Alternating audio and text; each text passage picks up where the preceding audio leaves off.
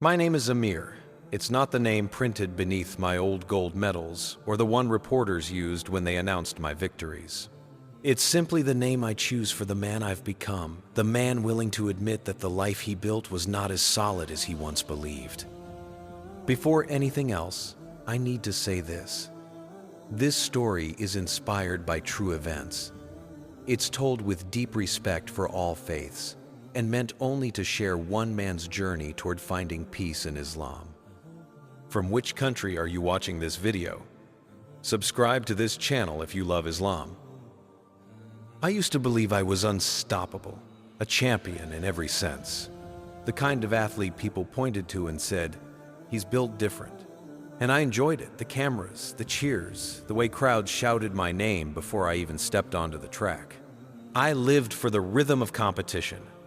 The smell of rubber warming under the sun, the metallic taste of adrenaline, the deafening silence right before the starting gun. Back then, I thought my body was a miracle of my own making. Hours of training, strict diet, grueling discipline, those were my gods. I didn't say that out loud, of course, but my heart lived by it. Whenever my mother whispered Alhamdulillah after my victories, I'd smile politely while thinking, no, Mama, I earned this. I did it. I drifted from faith slowly, almost without noticing. As a child, I used to stand beside my father in the mosque, mimicking his movements, feeling something safe in the rhythm of prayer. But the older I got, the more the world began to revolve around times, records, performance graphs. Everything became something I could measure, and if I could measure it, I felt like I could control it.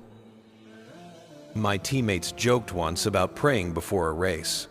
When Yusuf finished his salah, someone teased him, "Did you pray for a gold medal?" He just smiled and said, "I prayed for whatever is good for me." I laughed but followed it with my own arrogant truth. I don't pray, I work. That's enough.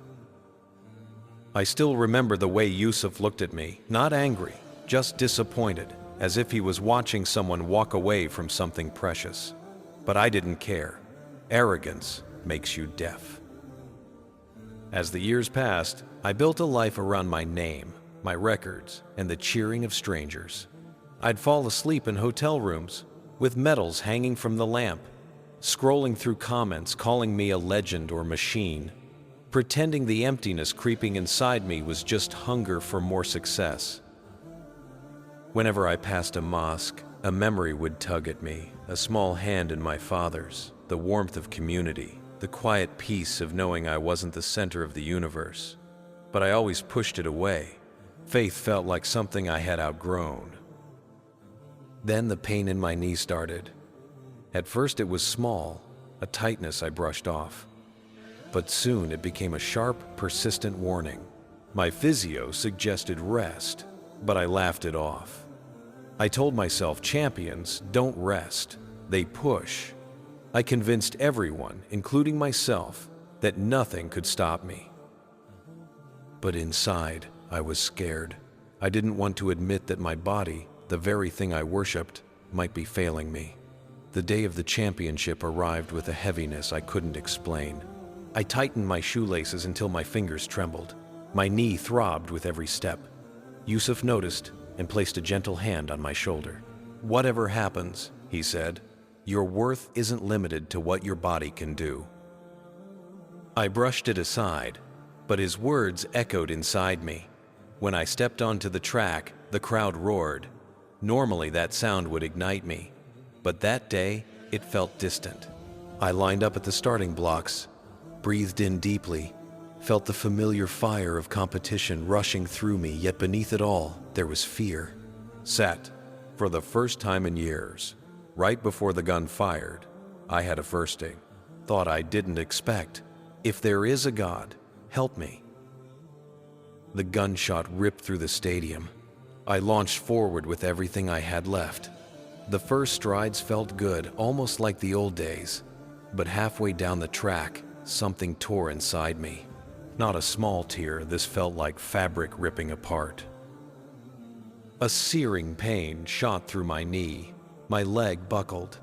I tried to recover, but gravity yanked me to the ground.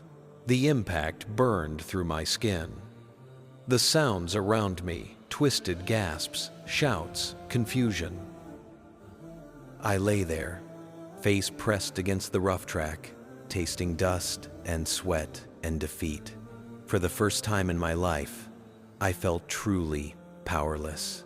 All the years of training, all the medals, all the pride, they couldn't protect me from that moment. And in the midst of that pain, something else began to rise. Not clarity, not acceptance, just the first quiet recognition that the control I believed I had was an illusion. That fall marked the end of the life I knew. I didn't realize yet that it would also be the beginning of something else, something I had been running from for years. What I saw as a tragedy was actually the first step toward the peace I would one day find in Islam.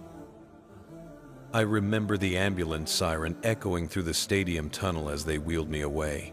The ceiling lights passed over me one by one, like fading stars, and somewhere between the painkillers, numbing my leg, and the noise fading outside, a single thought kept circling in my head. This can't be happening to me. When the doctor finally walked into my room, his expression told me everything before he said a word. He explained the injury, the tear, the reconstruction required, the long road ahead. But all I heard was the sentence he repeated at the end, slowly, like he was trying to soften the blow. You will not compete again this season, and possibly not at the same level ever again. I stared at him, numb. He waited for me to respond, but I didn't. How could I? He left quietly, and the room returned to silence. That heavy, suffocating silence that makes every heartbeat sound like a drum. That night, lying in that stiff hospital bed, I felt something I had never allowed myself to feel: the collapse of my identity. I wasn't a champion anymore. I wasn't the machine. I wasn't the man the whole country watched in slow-motion victory clips. Without my body, who was I? The pain in my knee was sharp, but the pain in my chest, that was something else entirely. It was the pain of realizing that everything I had built, my pride, my career, my reputation, was standing on a foundation of sand. I kept replaying the moment of the injury over and over, trying to understand it, trying to make it smaller, trying to reverse it in my mind. But every time I reached the moment where my knee gave out, I felt the same terror and the same whisper. A champion who falls. What is he worth now? Hours passed. The city outside fell asleep. Nurses changed shifts. Machines hummed softly. I closed my eyes, but instead of resting, memories started to rise. Memories I hadn't thought about in years. My father adjusting my tiny hands into prayer position. My mother whispering du'as before I left for school. The warmth of Ramadan nights, family gathered. The soft recitation of Quran in the background. It all came back like a wave I couldn't stop. At one point, I opened my eyes and stared at the ceiling, and I felt something strange, a heaviness behind my ribs, like emotion pressing against bone. And for the first time in so long, I whispered a sentence I never expected to leave my mouth. God, if you're there, please don't let this be the end. The words were shaky, almost unfamiliar. I felt embarrassed, even though no one could hear me. I wasn't praying, not really. I was just reaching. And yet, the moment the words left my lips, I felt something loosen inside me, a tension I had been carrying for years without knowing it.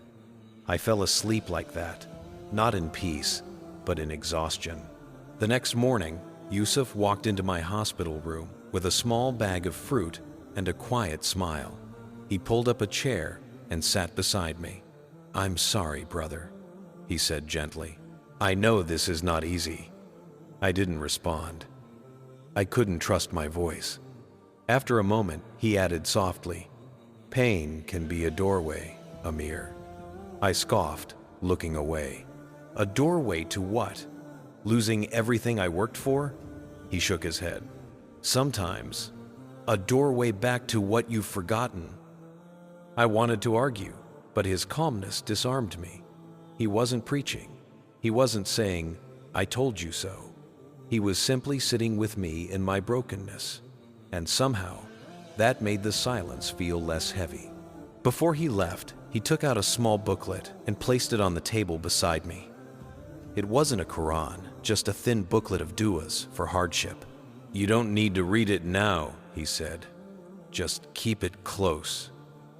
After he left, I stared at that booklet like it was something dangerous. Part of me wanted to throw it away. Another part couldn't. Rehab began a few weeks later. The clinic smelled like antiseptic and cold metal. My leg was weak, stiff, unfamiliar. Every step felt like walking on glass. Physical therapists encouraged me with smiles and soft words, but inside I was boiling. I hated every moment of weakness. I hated seeing other athletes running past the windows. I hated being forgotten. One day, after a particularly painful session, I broke down in the changing room. I punched the locker until my hands hurt.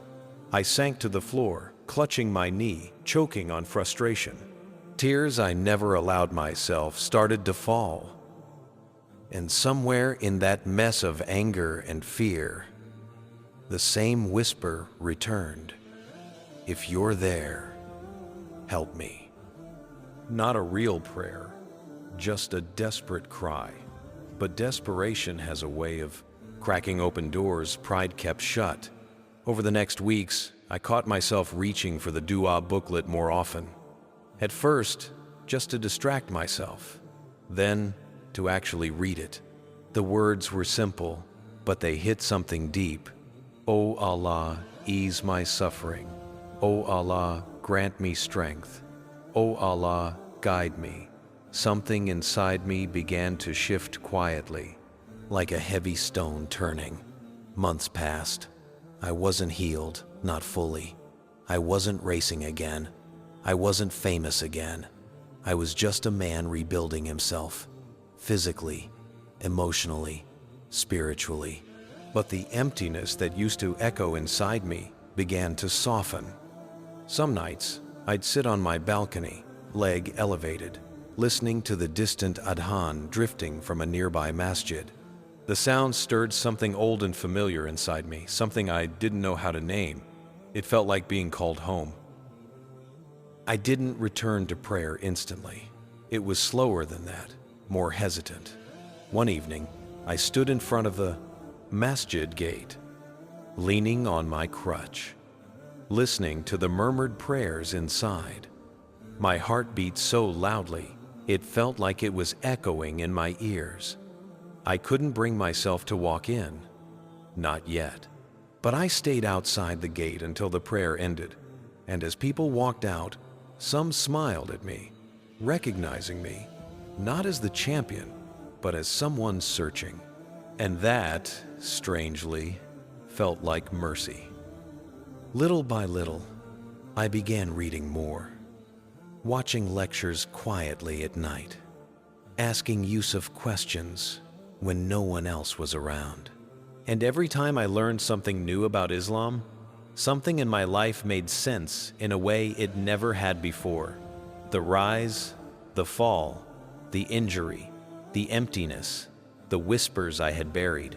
All of it was guiding me to this point, a point where surrender didn't feel like defeat anymore, but like relief. But the moment that truly changed everything, the moment that cracked my heart open fully, came later, unexpectedly, and with a force I wasn't prepared. Number 4. The day everything changed did not begin like some grand spiritual moment.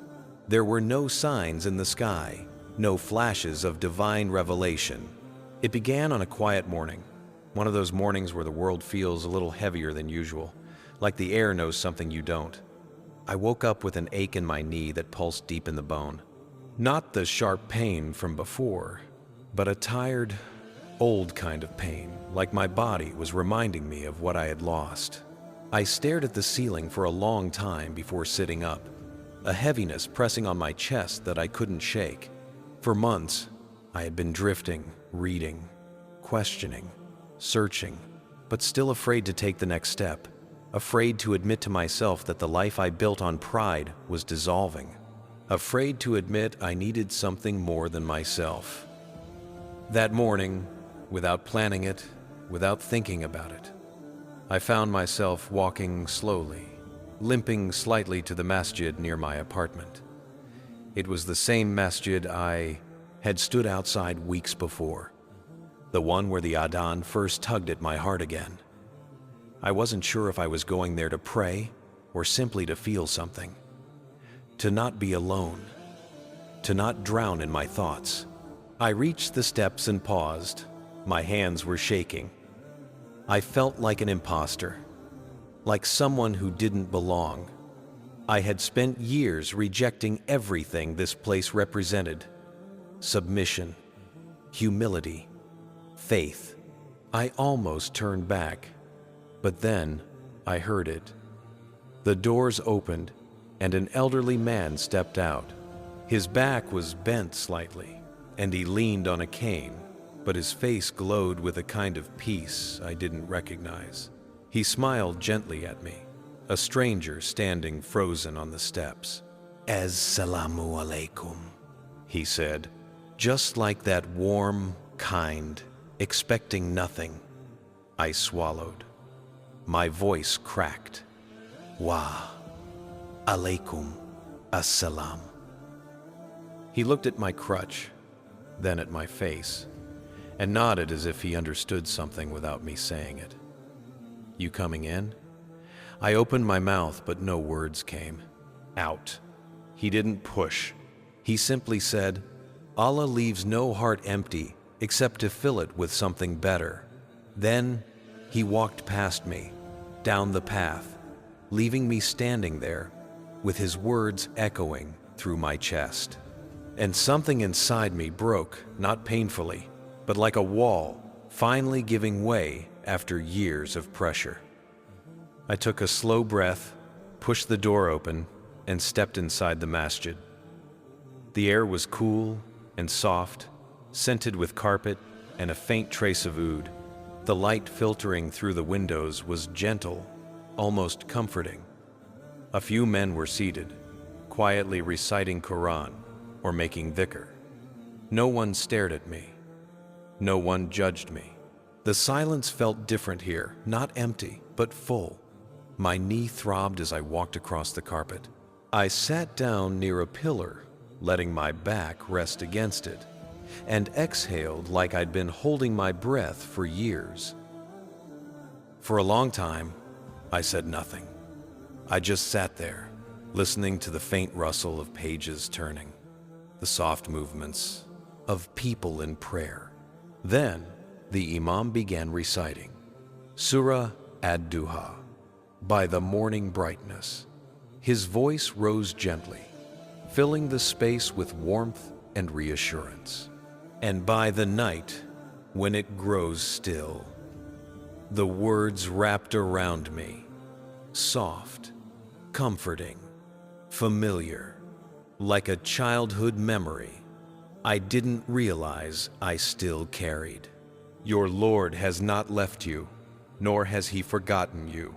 That line, that single line, shattered me. Something inside me cracked open so suddenly that I pressed a hand to my chest. Tears blurred my vision before I even understood what was happening. Was it possible? After everything I had done, after my arrogance, after my pride, after turning my back on faith for so long, could it be true? Could God have not forgotten me? My breaths came unsteady. My hands trembled. The dam I had held inside me for years finally broke. I wasn't crying like an athlete hiding weakness in a locker room. I was crying like a man who had finally stopped running. For the first time since my childhood, I lowered my head and whispered, not out of desperation this time, but out of surrender. God, I need you. Please, guide me. I don't know how to come back, but I'm trying. The moment those words left my mouth, something incredible happened. Not a vision, not a miracle, just a deep, overwhelming sense of clarity. Like the noise in my mind finally quieted. Like the world shifted into focus. Like a weight I had carried for years lifted just enough for me to breathe again. It wasn't the end of my journey. It wasn't even the beginning of a new one. It was the moment I realized I could begin. I stayed in the masjid long after the prayer ended. The imam passed by me, smiled gently, and placed a hand on my shoulder. Take your time, he said. The heart returns to its maker in its own pace. I nodded, unable to speak. When I finally stepped outside, the sun was setting, painting the sky in soft shades of gold and orange. For the first time in years, I didn't feel like I was walking alone. The journey ahead would be long, painful at times, confusing, transformative. But that day, that moment inside the masjid, was the day my heart took the first real step back toward Allah. And I didn't know it yet, but returning to faith would lead me to a truth even deeper, a truth that would challenge everything I thought I knew about success, purpose, and what it means to be whole. After that day in the masjid, something inside me shifted. Not suddenly, not dramatically, but gently, like the way dawn replaces the night without anyone noticing the exact moment it happens. I woke up each morning with a different kind of heaviness, not despair, but reflection. I began reading more from the small dua booklet Yusuf had given me. At first, only when the pain became unbearable, but soon, I found myself opening it during quiet moments, after rehab, before sleep, sometimes even in the middle of the day when a wave of emptiness washed over me. One evening, I found myself reciting a verse again and again. Verily, with hardship comes ease. It didn't feel like poetry. It felt like truth. Truth I had been running from for years. A few weeks later, Yusuf picked me up for Friday prayer. I hadn't planned on going. I still felt like a stranger inside my own faith, but he insisted gently, the way only a real friend can.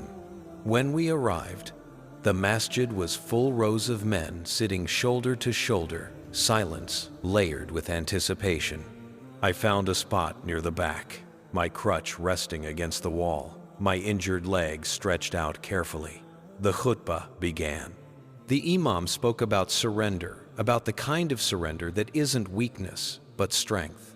About how true peace comes when a person realizes they are not meant to carry their whole life alone.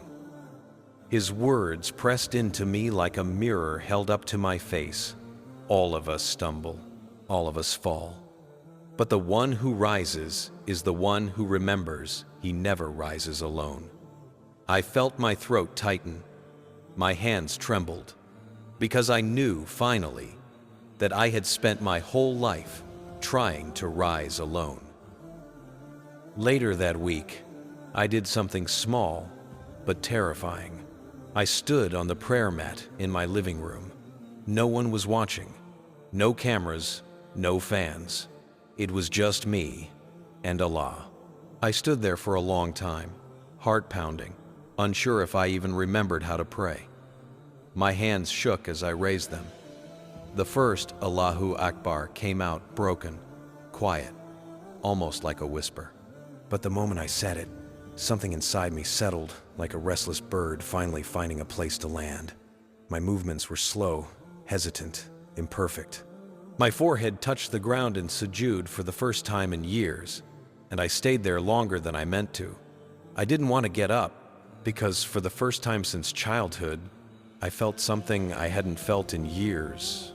Humility without shame, and surrender without fear. Tears slid down my face. soft and steady. I whispered, "Thank you for not giving up on me." And I meant every word. Over the next months, my life transformed quietly. My knees slowly regained strength, but more importantly, my heart did too. I began to accept that I wasn't meant to return to the life I had before, not because Allah took it from me, but because He was giving me something better. I started volunteering at youth clinics, teaching kids how to run, how to train, how to believe in themselves. But this time, I taught them something I never taught myself: to work hard, but never forget the one who gave them the strength to work. My days became simpler. My nights became calmer. My purpose, once tied to gold medals, shifted to something eternal. I spoke to my parents more. I apologized to my mother for all the times I'd brushed off her du'as. She cried softly, whispering, "Alhamdulillah," again and again, her voice trembling with relief. My father embraced me with a long, silent hug, the kind that carries years of unspoken prayers. One evening, as the sun was setting, I walked slowly, steadily to the masjid. No crutch, no lingering pain, just gratitude. After prayer, the imam smiled at me. "You look lighter," he said. I nodded. "I feel found." And that was the truth, because the man who once believed he controlled everything had learned the meaning of real control, that it belongs only to Allah.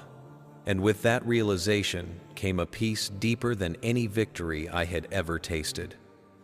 I wasn't a champion anymore, at least not in the way the world defined it. But I had found Islam again. I had found Allah. And in that discovery, I had found myself.